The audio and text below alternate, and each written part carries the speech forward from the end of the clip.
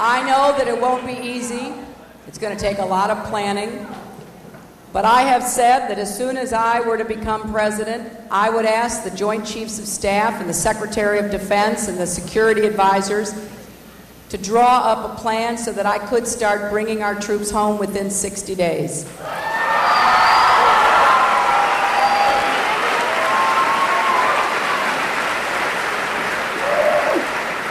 Because I believe that our young men and women have done everything they were asked to do. The American military was asked to get rid of Saddam Hussein, and they did.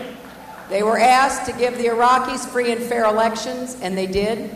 They were asked to give the Iraqi government the space and time to make the decisions that only the Iraqis can make for themselves. There is no military solution for the Iraqi civil war. They've got to decide whether they will resolve their differences or not.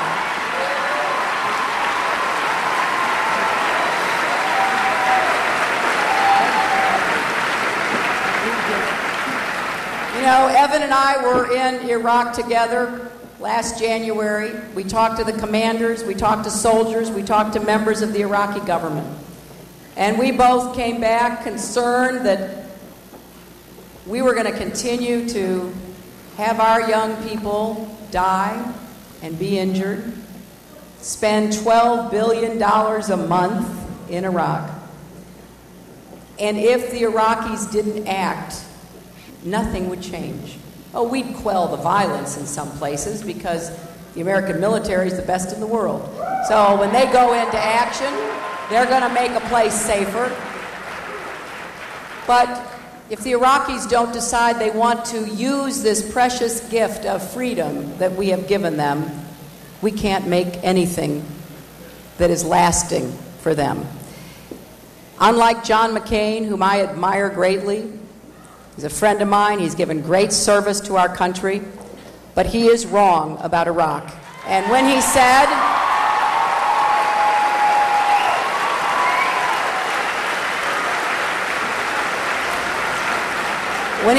that it would be fine with him if American troops stayed in Iraq for 100 years, I said, well, it's not fine with me. We are going to start bringing them home, and when we bring them home, we're going to take care of them. We're going to give them the health care and the compensation and the services that they deserve. It is heartbreaking to see what is happening to so many of our veterans who have been wounded in visible and invisible ways. And when they come home, they are neglected. That is wrong. Anytime someone signs up to serve our country, the president, our commander-in-chief, should make sure that we serve that person. And when I am there, that's exactly what we will do.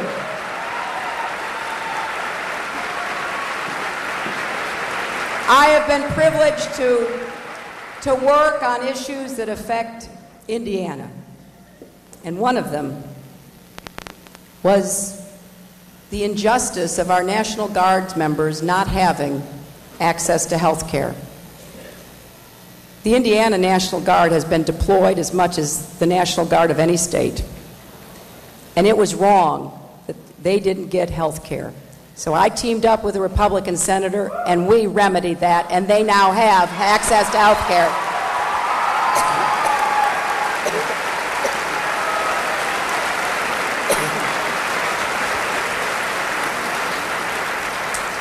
So there's a lot to be done, but I can't do it without your help. I'm going to need you. I'm going to need a glass of water. Just a minute.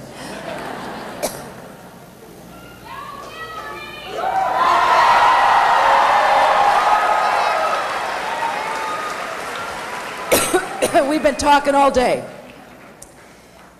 As Evan said, this is like a hiring decision. Who would you hire to do this job?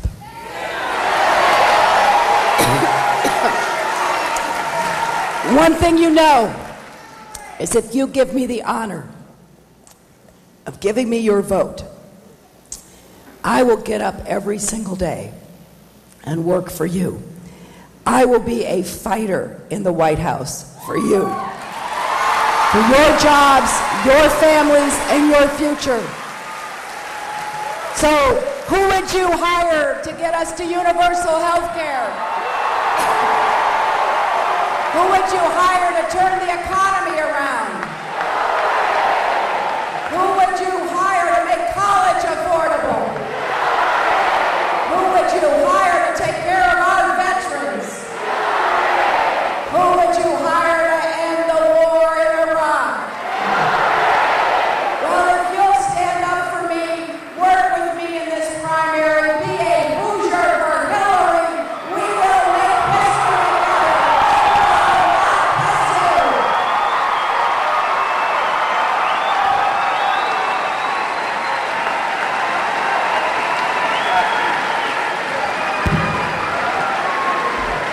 You've been watching coverage of Hillary Clinton's campaign stop at the Harrison High School Gymnasium here in Evansville.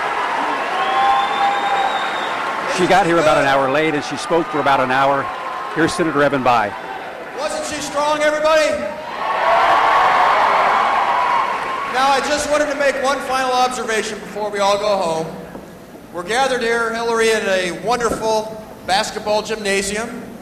And as everyone here will attest, we play the finest high school basketball in the United States of America, right here in Indiana. I hope my friends from Kentucky will forgive me for saying that, but it's true. Now, if everybody will look up here at the scoreboard, you'll see the score is tied. We're in a big game, and the chips are down. You give this woman the ball, we're going to win that game. America will win that game, and we're going to be on our way back. Now, let's get that job done.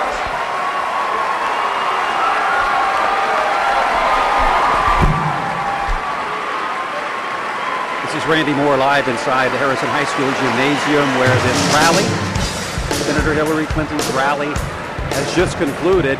As I was saying, she got here about an hour late, and she spoke for about an hour.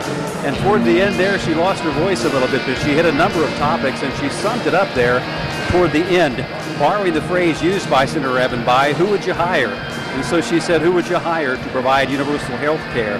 Who would you hire to turn the economy around? Who would you hire to make college affordable? Who would you hire to take care of our veterans? And who would you hire to end the war in Iraq?